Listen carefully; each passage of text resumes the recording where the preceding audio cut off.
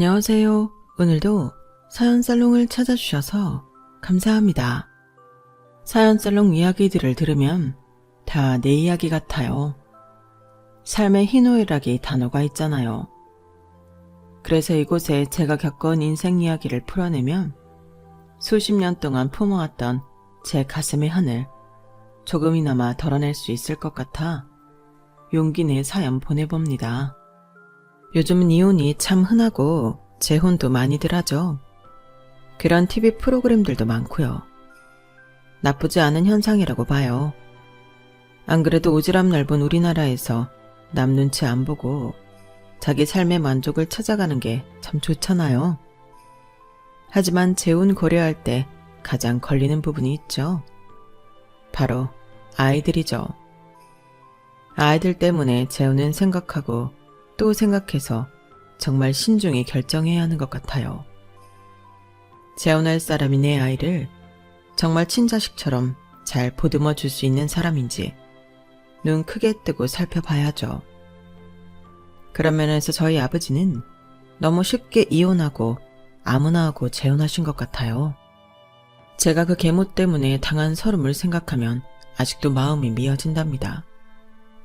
그래서 전 배우자 조건이 이혼 절대 안 할 사람이었어요. 다행히 착한 남편과 아이 낳고 알콩달콩 잘 살고 있네요. 평생 이 마음 변치 않도록 노력하면서 살아야겠죠. 사필귀정이란 말이 맞는 건지 하여튼 그 악독한 계모는 현재 인생의 나락으로 빠지고 말았어요. 제가 복수의 칼날을 갈고 닦아 계모를 끌어내리려고 한 것도 있지만 우리 아버지가 돌아가신 후 지팔자 지가 꾼 것도 있더군요. 완전히 개막장 인간인 저희 계모가 대체 어떤 여편네인지 궁금하시죠? 지금부터 한 편의 드라마 같은 저와 계모의 역사를 풀어놔 볼게요. 거의 인간답지 못한 생활을 하고 있는 현재 계모의 상황까지 말이죠. 지금부터 시작할게요. 드디어 50억 부자가 되었다, 수연아. 우리 가족 재산이 내가 원하던 50억으로 불어났어. 내 재테크 수완 죽이지? 지금부터 30여 년 전 50억 재산을 달성하셨다고 하니 현 시세로 따지면 꽤 많은 돈이죠. 아마 몇백억 가치일 거예요. 아빠는 왠지 모르지만 젊은 시절부터 꼭 50억을 모으고 싶다고 농담처럼 말씀하시곤 했어요. 어린 저였지만 저와 엄마는 아빠의 말씀에 코웃음 치곤 했죠. 여보, 50억이 어디 개 이름이야? 5억도 없는 우리가 무슨 수로 50억을 모아요, 참. 수연엄마, 두고 봐. 내가 꼭 50억 모으고 죽을 거야. 이 박지철이 사전에 불가능은 없다고. 저희 엄마 아빠는 둘 다 흙수저 집안에서 태어나 정말 가난하게 자랐어요. 시골 노지에서 마구잡이로 자란 과일이나 풀 등을 뜯어먹고 데쳐먹으며 굶주린 배를 그나마 채울 수 있었다고 하네요. 아빠는 도매시장에서 음식점에 물건 떼다주는 트럭 기사를 하셨고 엄만 식당 종업원으로 일하며 눈이 맞았어요. 두 분이 결혼할 때만 해도 돈이 너무 없어서 식도 못 올렸고 지금도 부모님 결혼식 사진 한 장 안 남아있네요. 하지만 생활력 강한 부모님은 외동딸인 절 낳고는 하나뿐인 딸에게 절대 가난을 대물림해주긴 싫다는 다짐을 했다고 해요. 절 할머니께 맡기고는 두 분이 합심하여 대출을 많이 끌어와 식당을 차렸고 그게 대박이 나버린 거죠. 아직도 우리 식당에서 밥 먹으려는 사람 줄이 끝도 없이 길었던 기억이 생생해요. 한정식집이었는데 돈가스나 짜장면을 좋아하던 저는 왜 우리 엄마 아빠 가게가 인기가 많은지 당최 이해가 안 갔죠. 그때만 해도 카드보다 현금을 더 많이 쓰던 때라 마감하고 집에 들어오실 땐 현금이 가득 찬 상자를 두세 박스씩 들고 들어오셨어요. 한마디로 현금을 쓸어 모았던 거죠. 부동산에도 밝았던 아빠는 식당 종업원들을 많이 고용하자 운영을 거의 엄마에게 맡기고 서울 요지에 건물을 사고 파는 일을 몇 번 하시더니 몇 년 만에 50억을 뚝딱 만들어 오신 거였어요. 재테크의 귀재였죠. 하지만 어린 제가 느끼는 우리 가족의 분위기는 돈 없었던 시절이 훨씬 따뜻하고 좋았어요. 단칸방에서 엄마 아빠와 살부비며 하하호호 웃던 시절이 아직도 꿈같이 그리워요. 돈이 모이기 시작하자 욕심이 더 생겼던 아빠는 거의 재테크에 미쳐서 집에 잘 들어오지도 않더군요. 집에 몇 주에 한 번씩 들어왔던 아빠가 엄마를 바라보던 눈빛은 점점 싸늘해져만 갔어요. 두 분 사이가 안 좋아지시는 게 어린 저에게까지 느껴지더군요. 맨날 싸우기 일쑤였죠. 아니 수연 아빠, 지금 몇 주 만에 들어오는 거야. 맨날 서울 부동산 보러 다닌다는 핑계로 집엔 들어오지도 않네. 여기가 제주도야? 미국이야? 서울에서 고작 2시간 거리 경기도인데 이렇게까지 외박하는 이유가 뭐야? 당신 돈 불리는데 미쳤어? 나랑 수연이는 눈에 보이지도 않아 이제? 식당에서 버는 돈 미천 삼아 부동산 투자하면서 식당은 완전히 나한테 맡겨두고 나 몰라라야? 나도 식당에 24시간 종속된 삶이 아주 지긋지긋하다고. 내가 5억도 안 되는 돈을 50억으로 불렸는데 수고했다는 말을 못할 망정. 뭐? 지긋지긋하다고? 그래, 그럼 갈라서. 나도 더 이상 할매나 마찬가지인 당신이랑은 살기 싫어. 뭐? 이제 본색을 드러내는구만. 당신 내가 바보 천치인 줄 알아? 그동안 딴 년이랑 살림 차린 거 내가 모르고 있을 줄 알았지. 내가 흥신소 사람 붙여서 구린내 나는 당신 뒤 다 캐봤어. 무려 20살 어린 여자애랑 놀아나고 있더라. 당신 지금 제정신이야? 나 그 얘기 듣고 쓰러질 뻔했다고. 야, 이 미친 옆에 내가 이제 미행까지 해? 참네. 그래, 서울 가니까 이쁘고 쭉쭉 빵빵한 애들 열렸더라. 내가 강남 건물주라고 하니 줄줄 따르던데. 내가 40대 후반으로 안 보인대. 우리 딸 생각해서 정신 좀 차려 제발. 당신만 생각하면 요즘 스트레스 받아서 온몸이 뻣뻣하게 굳어버린다고. 당신이야말로 정신 차려. 당신한테 온갖 정이 다 떨어져 버린 현실을 직시하라고. 말이 나온 김에 그냥 마무리 지어야겠어. 나 그 여자한테 갈 거야. 저 식당이 노다지니까 당신이 식당 가져. 난 건물 가질게. 식당 운영하면 먹고 사는 건 문제 없겠지 뭐. 수연이는 딸이니까 엄마랑 지내는 게 더 편하겠지? 난 내 집만 간단히 챙겨서 떠날게. 다른 건 변호사 통해서 마무리 짓자고. 뭐? 당장 떠나겠다고? 변호사? 지금 나와 딸내미 버리고 진짜 이혼하겠다는 거야? 야, 이 미친놈아. 정신 차려. 공포의 눈으로 엄마 아빠 싸우는 장면을 보고 있었는데 갑자기 엄마가 심장을 부여잡고 쓰러지셨어요. 짐 챙기러 가려던 아빠는 심폐소생술도 해보고 허둥지둥대며 엄마를 살리기 위해 갖은 애를 다 쓰셨죠. 하지만 119에 실려간 엄마는 이미 사망하셨다는 판정을 받았고 그게 엄마의 마지막 모습, 음성일 줄은 꿈에도 몰랐어요.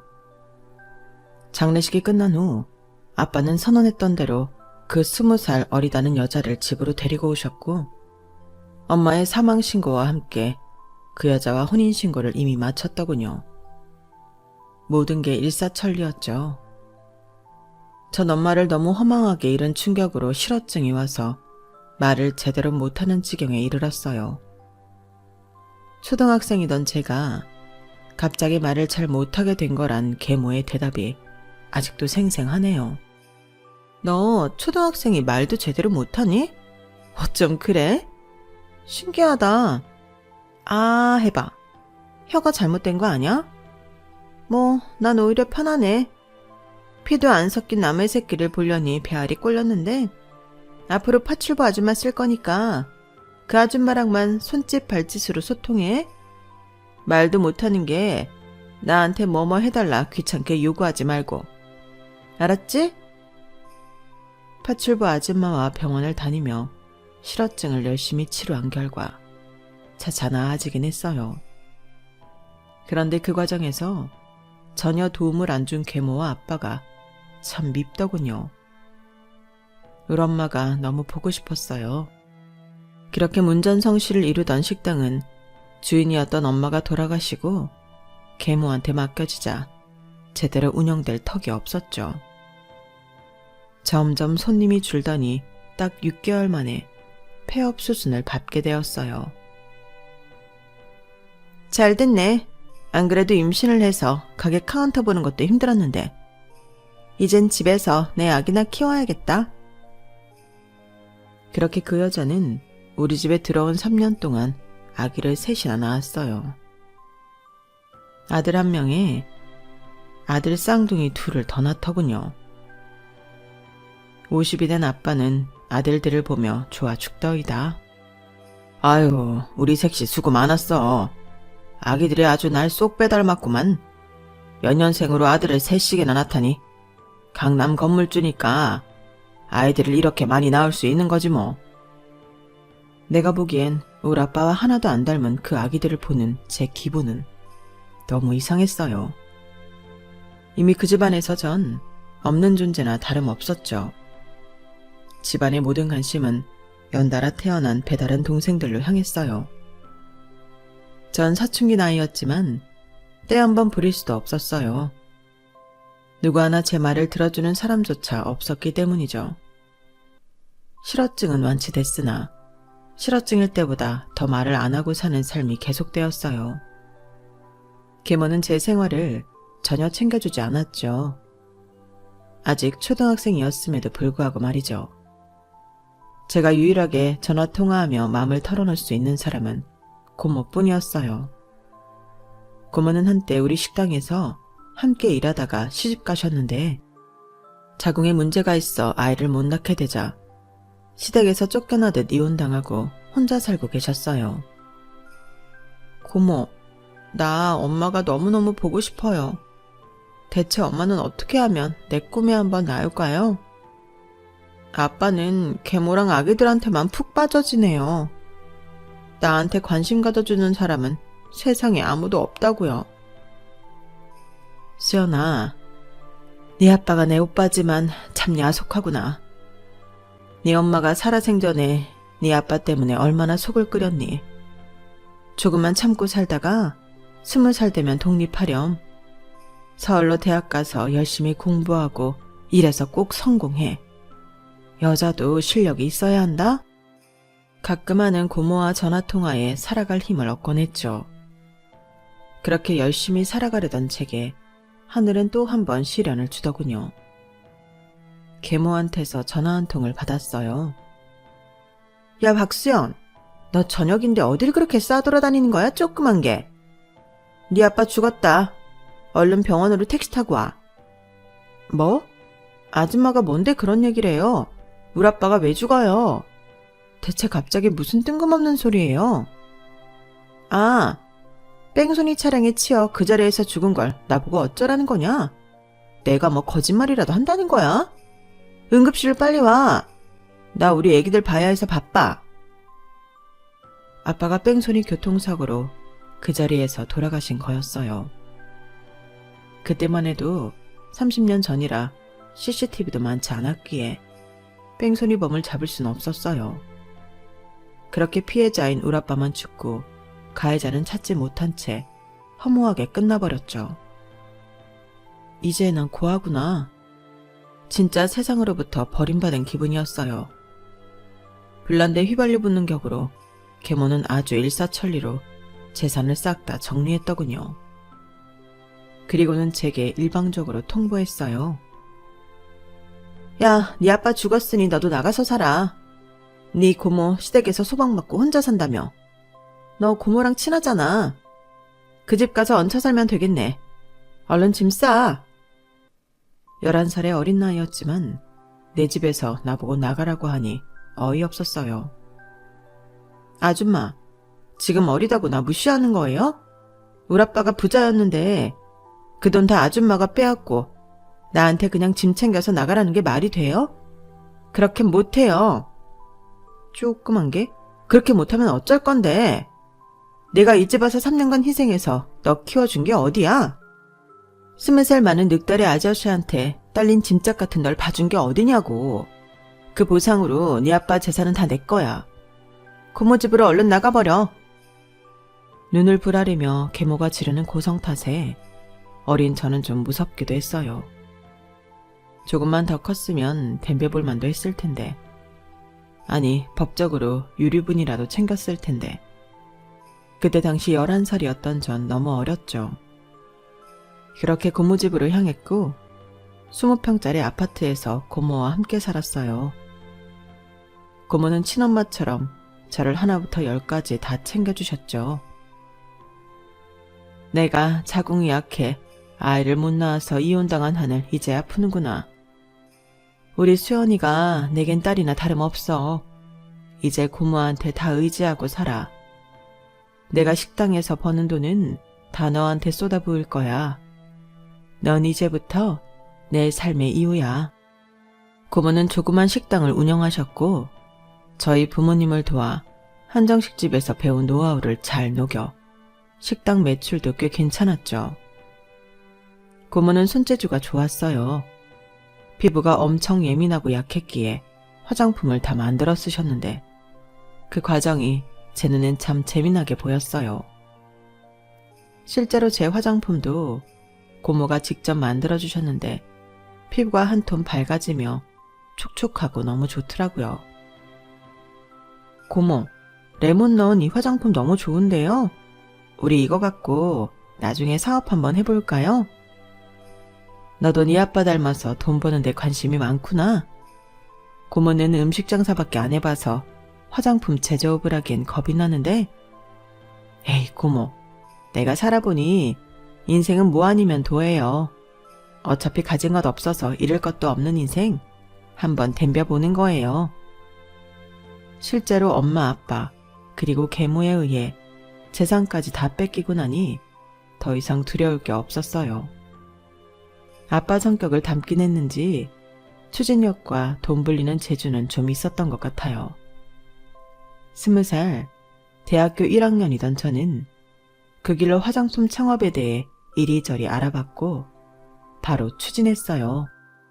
그때만 해도 유튜브나 인스타그램이 활성화되지 않았던 시절이었기에 홍보는 블로그 등을 통해서 할 수밖에 없었죠. 고모가 적극적으로 밀어줬기에 가능했어요. 고모는 그때까지 번 돈을 모조리 저희 창업에 쏟아 부어줬어요. 몇 억이라는 거금이었죠. 고모, 자금 대줘서 고마워요. 진짜 열심히 한번 해볼게요. 고마워할 거 없어. 네 말대로 고모도 더 이상 잃을 게 없는 사람이야. 넌 내 딸이나 마찬가지니 내 인생의 전부고 말야. 꼭 성공해 수연아. 하지만 대학은 꼭 마쳐야 한다. 그리고 한 가지, 만약 수익이 나게 되면 고모 이름으로 챙겨줄 생각 말고 다 네 명의로 재테크해서 잘 불려봐. 얼마 전에 아주 용한 무당한테서 전 봤는데 난 단명할 운이고 넌 승승장구할 운이란다. 고모가 제대로 밀어줄게. 고모한테 무슨 그런 걸 믿냐고 다 미신이라고 타박했어요. 고모까지 돌아가시면 난 도저히 살아갈 힘이 없을 것만 같았거든요. 그런데 그 용하다는 무당의 말이 현실로 벌어지고 말았죠. 멀쩡하던 고모가 췌장암 3기에 걸렸다더군요. 고모로부터 그 말만 듣고도 너무 무서워 사지가 떨렸어요. 고모, 대체 그게 무슨 말이에요? 왜 이제 50살 먹은 고모가 몹쓸 암에 걸려요? 병원에서 지금까지 건강검진하면서도 그런 말 없었잖아요. 그놈의 돌팔이 의사들 싹 다 고소해버려요. 왜 우리 고모가 죽는다는 거예요? 그럼 난 어떻게 살라고요? 수연아, 고모가 살아보니 내 힘으로 어찌할 수 없는 건 그냥 받아들여야 하는 게 순리더라. 그 무당이 진짜 용했나봐. 단명한다더니 정말 그대로 마치네. 췌장암은 1, 2기 아니면 거의 사망 확률이 높은가 봐. 원래 몸도 약한 내가 어찌 암을 이기겠니? 다른 건 고모도 다 받아들이겠는데 우리 수연이가 어찌 혼자서 살아갈지 너무 걱정이네. 그 계모년한테서 네 아빠 재산 조금이라도 뺏어 올 걸 그랬다. 나중에 그 계모 만나거든 꼭 안갚음 단단히 해줘라. 고모가 차성에 가서 그 계모 앞길을 다 망쳐놓을게. 너도 꼭 복수해. 다 알겠으니 고모 제발 죽지만 말아줘요. 하지만 고모는 진단받은 지 딱 1년 만에 돌아가시고 말았어요. 세상에 가족이 우리 둘뿐이었는데 장례식엔 거의 사람들이 오지 않았죠. 참으로 쓸쓸하고 허망한 장례식이었어요. 그렇게 고모를 떠나보내며 고모가 유언처럼 남긴 말을 계속 되뇌었어요. 그 계모한테 복수해줘야지 꼭. 어쩌면 그 계모가 우리 엄마 아빠를 다 죽이고 행복했던 우리 가정을 파탄낸 건지도 몰라. 모든 건 다 그 계모 탓이야. 반드시 대갚아줄 거야. 다짐하고 또 다짐했죠. 그러기 위해선 일단 제가 힘을 키워야 했어요. 자본주의 사회에서 힘은 곧 돈이었죠. 아직 대학생이긴 했지만 갓 창업한 화장품 사업을 성공시키기 위해 미친 듯이 매달렸어요. 고모로부터 물려받은 조그만 칩을 거의 실험실화해서 몇 병이고 만들고 또 만들기를 반복했어요. 자금을 투입해 변호사로부터 자문을 얻어 법인을 설립하고 직원도 한두 명 뽑았죠. 20대 중반의 대표님, 사장님 소리를 들으면서 하루에 잠 4시간씩 자가며 발로 뛰어다녔어요. 말로만 대표이고 바지사장이 아니라 진짜 내 회사를 대표하는 얼굴이 되고 싶었거든요. 화장품을 깨끗하고 안전하게 생산할 수 있는 라인을 갖춘 공장 한 켠을 임대했고 스스로 영업을 하며 조금씩 발을 넓혀갔죠. PPT를 제작해서 중소 중견기업들에 저희 제품을 홍보했어요. 2-3시간씩 열변을 토하며 직접 발표하기를 수십 번 했죠. 그날도 대기업에 직접 화장품을 공급하는 중견기업과 미팅을 하는 날이었어요. 중견기업 대표가 저의 브리핑을 다 듣더니 깜짝 놀랄 만한 제안을 하더군요. 인상 깊네요. 연약한 피부를 가졌던 고모님 얘기까지. 제품 홍보가 아니라 한편의 영화를 보는 것 같았어요. 전부터 미팅 잡고 싶었는데 이제야 뵙네요. 전 이 회사 대표 서민수입니다. 그 전부터 제품을 사용해보기도 했고 안전성 테스트를 치밀하게 진행했다는 사실도 알고 있습니다. 우린 대기업에 직접 공급하는 1차 벤더예요. 우리랑 같이 일해보지 않으실래요? 지금 생산하는 환경보다 훨씬 나은 라인을 제공해드릴 수 있으니 와서 화장품을 마음껏 만들어보세요. 우선 기초부터 시작해서 반응이 좋으면 색조까지 진행해볼게요. 기초는 대기업 브랜드 붙여서 나갈 테지만 색조나 클렌징 제품들은 요즘 중소 브랜드도 마케팅만 잘하면 굉장히 핫합니다. 중국을 비롯한 동남아권에서도 K-뷰티에 미쳐있거든요. 박수연 사장님이라면 믿음이 갑니다. 꿈인가 생시인가 싶었어요.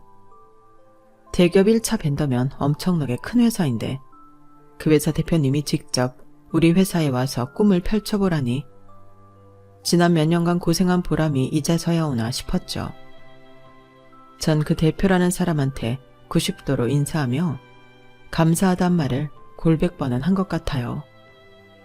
제가 창업한 조그만 회사는 대기업 1차 벤더에 흡수되었고 그 후로 저의 열정과 큰 회사의 자본이 만나 일은 일사천리로 진행되었어요. 계모에 대한 복수는 일단 뒤로 한 채 그땐 돈에 미쳐 있었던 것 같아요. 그렇게 화장품에 미쳐서 산 지 한 5년쯤 되자 제겐 무려 20억이라는 돈이 모여 있더군요. 딱 2가지의 모순적인 감정이 들었어요. 엄청난 돈이 모였구나 라는 생각과 동시에 복수를 하기엔 아직 부족하다란 감정이었죠. 더 달려야겠다. 제 자신에게 채찍질했어요. 그러던 어느 날 지난 5년간 저에게 물심양면 지원해준 든든한 파트너이자 1차 벤더 대표님이 저녁 한 끼 하자고 하더군요. 업무 회의인 줄 알고 살짝 긴장한 채 자리에 나갔죠. 다른 직원분들은 좀 늦게 오나 봐요. 비서님도 안 보이시네요. 오늘은 수연 씨와 단둘이 식사하고 싶었어요. 그래도 되죠? 지난 5년간 묵묵히 바라만 봐왔는데 이젠 좀 표현하고 싶어서요. 전 속으로 별별 생각이 다 들더군요. 이제 좀 성공할 만하니까 날 회사에서 내치려는 건가? 나 잘리는 거야? 대체 뭘 표현한다는 거지? 그때부터 떨리기 시작하더군요. 아, 제가 업무하는 데 있어 뭐 부족한 게 보이셨나요? 가감 없이 말씀해 주셔도 됩니다. 고치겠습니다. 맞아요. 고쳐주세요. 절 대하는 태도를 완전히 바꿔주셨으면 좋겠어요. 아주 솔직하고 담백하게 말할게요. 난 수연 씨보다 10살 많은 40대 노땅이고 한번 이혼한 경력이 있는 돌싱인 거 아시죠? 아, 참고로 아이는 없어요. 20대에 결혼했었고 이혼까지 했으니 벌써 근 20년이 다 돼가네요. 한참 외로울 찰나에 수연 씨가 눈에 띄었어요. 처음 볼 때부터 내 여자라고 생각했어요. 수연 씨가 절 상사로서 매우 어렵게 대하는 건 알고 있지만 이젠 좀 만만하게 봐주면 안 될까요? 남자로서 말이죠. 우리 지난 5년간 밤낮으로 일하면서 서로 성격 파악은 끝났잖아요. 어때요, 저? 이젠 날 남자로 받아들여줄 수 있을까요? 전 너무 놀라서 아무 말도 할 수 없었어요. 대표님이 그런 마음을 품고 계실 줄은 꿈에도 몰랐거든요. 그때부터 다른 의미로 가슴이 터질 듯이 쿵쾅대더군요. 잠깐의 정적 후 그냥 아무 말 없이 서로 쳐다보며 웃었어요. 그리고 테이블 위로 서로 손을 잡았죠. 그게 우리 커플의 시작이었네요. 5년을 함께 일하며 괜찮은 인격의 대표님이라는 건 알고 있었지만 사적인 대화는 안 했기에 당연히 결혼한 유부남인 줄 알았고 이성적인 느낌은 전혀 갖지 않았는데 참 뜬금없는 고백이었어요. 마음속으론 내심 기쁘기도 했고요. 진짜 진국인 남자였거든요. 우리가 커플이 되고 제가 처음 들었던 생각이 뭔 줄 아세요? 이 사람은 죽지 않겠지? 내 곁을 떠나지 않겠지 였어요. 지금껏 내 가족들이 다 죽어서 떠나버렸으니 내겐 헤어짐과 이별이 트라우마로 남아있었거든요. 서로의 마음을 확인하고 사랑에 빠진 우리는 결혼 이야기가 나오기까지 그리 오래 걸리지 않았어요. 결혼 얘기가 나오자마자 그는 비행기표를 건네며 미국에 계신 본인 부모님을 함께 만나 뵙고 오자고 하더군요. 그리고 찾아간 예비시댁은 입이 떡 벌어지는 대저택이었어요. 미국에 대해선 잘 몰랐지만 나중에 알고 보니 헐리우드 유명 배우들도 살고 있다는 부촌 중의 부촌이더군요. 회사 대표이기에 막연히 잘 살겠지라고만 생각했던 전 깜짝 놀랐어요. 더욱 놀란 건 예비 시부모님들의 인성이었어요. 부족하고 모자란 절 진심으로 반겨주시더군요. 우리 며느리 반가워요. 이 머나먼 미국 땅까지 오느라 정말 수고가 많았어요. 보시다시피 이 집엔 사는 사람보다 일하는 사람이 더 많으니 아무것도 할 것 없이 집 구경이나 하고 근처 여행이나 하며 쉬다가 가요. 내 소망이 뭐였는 줄 알아요? 며느리 물 한 방울 튀지 않고 살 수 있도록 해주는 거였어요. 왜냐면 나도 그렇게 살았거든. 한번 이혼하고 일만 하며 혼자 척척하게 살고 있던 우리 아들내미 구제해줘서 정말 고마워요. 듣자 하니 우리 아들 회사에서 가장 능력 있는 인재라고 들었는데 결혼까지 해주니 얼마나 고맙던지. 하하호호 즐겁게 말씀하시는 시부모님들을 앞에 두고 전 갑자기 눈물이 터져버렸어요. 어른들의 따스함을 너무너무 오랜만에 느껴봤거든요. 먼저 간 우리 엄마와 고모가 미친 듯이 보고 싶더군요. 제가 눈이 퉁퉁 붓도록 엉엉 울자 잠시 의아해하던 시모는 이내 곧 절 붙잡고 함께 울어주셨어요. 그렇게 한참을 울고는 시부모를 친부모처럼 여기며 지금껏 자주 연락하고 사이좋게 지내고 있답니다. 부모복은 없던 저희지만 제 사주에 시부모와 남편복은 있었나 봅니다. 담백한 성격의 남친과 전 혼인신고만 한 채 직원들과 저녁 식사를 하며 결혼식을 대신했어요. 화려한 호텔 결혼식 따윈 우리와 어울리지 않았죠. 그렇게 유부녀로서 다시 일상이 시작되고 나의 능력과 소박한 재력에 금수저인 남편의 재력이 더해지자 계모에게 복수하고 싶다는 생각이 다시금 들더군요. 전 수소문 끝에 사설탐정을 찾아갔어요. 예전엔 흥신소였지만 요즘엔 자격증을 소지한 사설탐정들이 요청한 일들을 끝내주게 잘 처리한다더군요. 전 웃돈을 줘가면서까지 아주 구체적으로 요구했어요. 내 아버지 돈을 다 뺏어간 채 어린 나를 버린 계모를 꼭 찾아주시고 현재 가족 상황이며 재정 상황이 어떻게 되는지 낱낱이 알아와 주세요. 뭐든요. 한 달 뒤 사설탐정들이 캐낸 정보들을 가지고 계모가 현 남편과 공동 명의로 갖고 있다던 건물도 무작정 찾아갔어요. 그리고는 근처 부동산을 들어갔죠. 웬 뚱땡이 할배 둘이 희희낙낙대며 낮술을 하며 장기를 두고 있더이다. 저 1층에 햄버거집 있는 건물 제가 사고 싶은데요. 중개해 주실 수 있을까요? 공인중개사가 아닌 그냥 손님으로 보이던 대머리 뚱땡이 할배가 나를 빤히 쳐다보며 한마디 하더군요. 저거? 내 마누라랑 공동으로 소유한 건물인데 나 저거 부동산에 내놓은 적 없는데 무작정 팔으라고? 낯술 냄새를 풍풍 풍기던 그 할배가 바로 계모의 새 남편이었어요.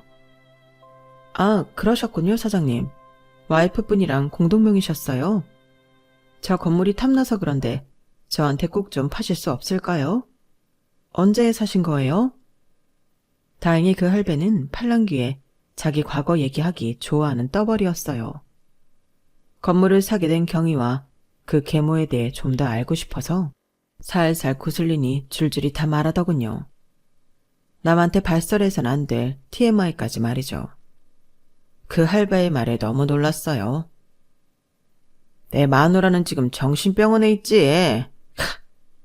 옛날에 젊었을 때야 미인이었지만 이제 늑다리라. 다른 젊은 여자들이 눈에 자꾸 들어오는데 당최 이혼을 안 해주는 거야. 그래서 내가 새 아들들이랑 짜고 그 옆에 애를 정신병원에 넣어버렸지. 곧 명의도 다 내 거로 가져올 심산이야.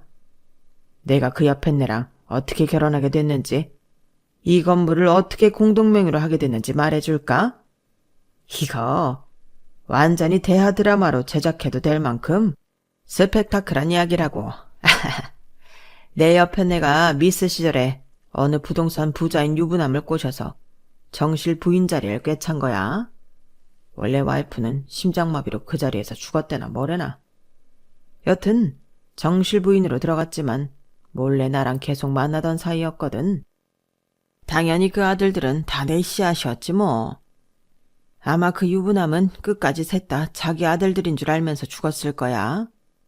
아 글쎄 딱 3년 후에 고맙게도 뺑소니 차량이 그 아재를 탁 치워줬지 뭐야. 우리 마누라가 원래 있던 딸내미 목까지 재산을 다 뺏어오고 귀찮던 딸을 내쫓아버렸다지 뭐야. 난 손 안 대고 코 풀었지 뭐. 그 집에 꽁으로 입성해서 유부남이 남긴 재산 다 나랑 공동명의로 하고 여지껏 떵떵거리며 잘 살았지. 근데 이제 한 20년 살다 보니 딴 여자 품이 그립더라고. 난 부자가 되었으니 술집만 가도 얼마나 인기가 좋은 줄 알아? 김 사장, 자네가 똑똑히 봤지? 내 인기? 그 노인네의 이야기 속 딸내미 인천은 피가 거꾸로 솟는 기분이었어요. 계모가 우리 집에 쳐들어와 우리 아빠의 아들이라며 낳은 새 아들들이 다 다른 남자의 아들이었다니. 저한텐 못되게 굴었지만 우리 아빠한텐 알랑방구를 끼며 애교질을 부리던 계모의 얼굴이 떠오르더군요. 구역질이 났어요. 그동안 믿기만 했던 아빠의 처지가 왠지 불쌍하더군요. 그러한 계모가 지금은 자기 가족들에 의해서 정신병원에 감금돼 있다니 지팔자 지가 꾼 거라고 느껴졌어요. 그러거나 말거나 계모의 모든 걸 뺏어야겠다는 생각뿐이었죠. 다시금 정신을 차리곤 계획을 재정비했어요. 그 건물을 팔 생각이 없다는 그 할배 때문에 계획을 변경해야 했죠. 우선 남편에게 다 털어놨어요. 단순한 부동산 투자가 아니었기 때문이었죠. 남편의 대답은 제게 용기를 줬어요. 나한테 가진 건 돈과 당신뿐이야. 당신에게 그런 아픔과 분노가 있는 줄은 몰랐어.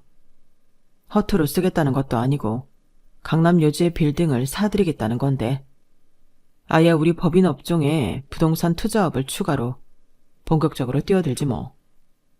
내가 뒤에서 든든히 도와줄게. 걱정 마. 천군만마 같은 남편의 지원 덕분에 전 계획을 차분히 실현해 나갔어요. 우선 계모가 공동명의로 갖고 있다던 빌딩에 주위의 빌딩들을 하나씩 사모으기 시작했어요. 시세보다 높게 쳐준다고 하니 안 판다고 하는 건물주는 다행히 없었어요. 그때가 한창 부동산 불경기여서 그랬나 봐요. 그리고 난 후 계모 건물에 입점해 있는 상점들과 아주 비슷한 가게들로 채워 넣었죠. 점주들에겐 제가 사비를 들여 경영 컨설턴트까지 붙여주며 장사가 잘 될 수밖에 없게 유도했죠. 마케팅까지 활발히 해주면서 말이죠. 그러자 몇 달 만에 계모의 낡은 건물에 입점해 있던 가게들은 줄폐업을 하게 되고 공실이 뻥뻥 나기 시작합니다. 맨날 낮술만 처먹으며 근처 공인중개사 사무실에서 놀고 자빠져 있던 계모의 현 남편은 자기 명의로 전부 빼돌리려던 건물의 임차인들이 거의 다 빠져나가자 급하게 매물로 내놓더군요. 옳았구나 하고 저와 남편은 공동명의로 그 건물을 아주 헐값에 사들일 수 있었죠. 계모의 현 남편과 매매 계약을 하면서 슬쩍 물어봤어요. 계모가 현재 어느 정신병원에 있는지를요. 아내분은 언제까지 정신병원에 가둬둘 거예요? 정신도 멀쩡하다면서요. 그 옆엔 내가 진짜로 미쳐서 이혼해 줄 때까지. 일단 이 매매 대금은 나랑 우리 새 아들들이랑 다 나눠 가져야지. 새 아드님들은 엄마 안 보고 싶대요? 내가 돈줄을 쥐고 있는 것 같으니 우리 아들들도 지엄마 찾지도 않아. 손수 지네들 손으로 지엄마를 정신병원에 모셔다 드렸다니까. 그렇지 않으면 내가 상속 한 푼도 안 주겠다고 했거든. 또 손 안 대고 코풍격이지 뭐. 계모가 악마인 줄 알았는데 더 악마는 따로 있었어요. 눈 하나 깜짝 안 하고 이런 얘기를 남인 우리한테 다 털어놓을 수 있는지. 아무리 술에 쩌든 알코올 중독자 할배라 할지라도 무서울 지경이었죠. 공인중개사로부터 듣자 하니 그 할배는 그 돈 갖고 술집 다니며 젊은 여자들이랑 희희낙낙하며 잘 살고 있다더군요. 그 아들들도 그에게 매매 대금을 나눠서 미국과 영국 등으로 이민을 가버렸다고 하더라고요. 이 모든 시드머니가 바로 우리 아버지 재산이었다는 사실이 참 소름 끼치더라고요. 바보 같은 우리 아빠 어쩌자고 이런 족속들과 엮인 여인네를 선택했는지. 자, 이제 저의 마지막 미션이 남았어요. 남편과 함께 계모가 감금돼 있다던 정신병원으로 향했죠. 가슴이 두근두근 긴장되더군요. 그 여자를 만나면 바로 얼굴에 침이라도 뱉어주려고 했죠. 하지만 40kg도 안 나갈 것 같이 피골이 상접해서 눈이 퀭한 계모를 20년 만에 마주하니 진짜 젊었을 적 반반했던 외모의 계모가 맞나 의심스러울 정도였어요. 날 알아보겠어요? 네가 여기 어쩐 일이야? 자식이 찾아왔다고 해서 우리 아들들이 면회온 줄 알았는데. 너 박수야 맞지? 내 첫남편 외동딸 말이야. 정신병원에 감금됐다고 해서 다 미친 건 아니군요. 당신 남편이 그 건물 나한테 팔고 그 돈으로 강남 유흥업소 돌아다니며 여자 끼고 밤새 술 처먹는 건 알고 있어요. 그리고 당신이 그토록 기다리던 아들 셋은 미국과 영국으로 이민 가버린 건 알아요? 멍청한 노인네 같으니라고. 심지어 우리 아빠와 결혼할 때 낳은 그 아들들은 셋 다 우리 아빠 친자식이 아니라며? 당신은 우리 가정을 파탄낸 주범이야. 지금 정신병원에 갇혀서 불쌍한 척 하지 말어. 천벌을 받아도 싼 마귀알망 같으니라고. 내 아들들이 다 이민 가버렸다고? 진짜 날 이런 곳에 방치해두고 말이야? 내 아들들아, 인간의 탈을 쓰고 어찌 그럴 수 있단 말이냐. 내가 너희를 어떻게 키웠는데. 참네. 그거 알아? 나도 우리 엄마 아빠의 귀한 자식이었어. 우리 고모의 귀한 조카이기도 했다고.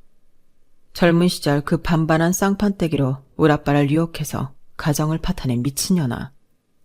죽는 날까지 정신병원에 갇혀서 진짜 미쳐버려라. 기어코 침을 뱉고 나왔네요.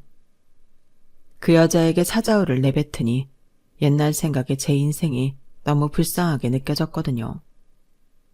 계모는 악독하게 굴었던 죄를 이제야 받고 있는 듯 했어요. 계모가 정신병원에서 진짜로 미치든지 제정신으로 죽을 때까지 갇혀있든지 내 알 바 아니었죠.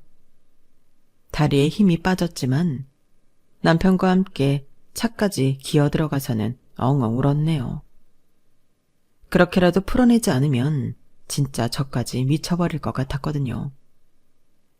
20년 동안 쌓아온 내한을 조금이나마 푼 느낌이었어요. 그 과정에서 남편의 도움이 컸죠. 그 후론 다시 일상으로 돌아왔어요. 그리고 몇 개월 후 기적처럼 아기 천사가 찾아오더군요. 현재 만삭의 몸으로 글을 쓰고 있네요. 제 자식에게 꼭 해줘야겠다는 다짐을 한 건 바로 든든하고 행복한 가족을 만들어주고 싶다는 거예요. 어릴 적 제가 갖지 못했던 가족의 따뜻함, 든든함을 꼭 느끼게 해주고 싶네요. 이런 말이 있잖아요. 하늘은 모든 사람에게 신을 내릴 수 없으니 엄마라는 존재를 두게 했다고요. 엄마는 자식에게 신이자 우주이죠. 돈보다 가족의 사랑을 물려주고 싶은 요즘이네요. 긴 글 읽어주셔서 감사합니다. 지금까지의 제 인생을 여러분께 솔직하게 털어놓으니 속이 다 후련하네요. 이 글을 함께 해주신 여러분들은 저 같은 불행한 경험들은 안 겪으셨으면 좋겠어요. 평범한 인생이 최고잖아요. 일상이 행복하시고 건강하세요. 여러분, 사연 댓글에 응원과 현명한 조언 부탁드려요. 좋아요와 구독은 저에게 큰 힘이 됩니다. 오늘도 좋은 일 가득하세요.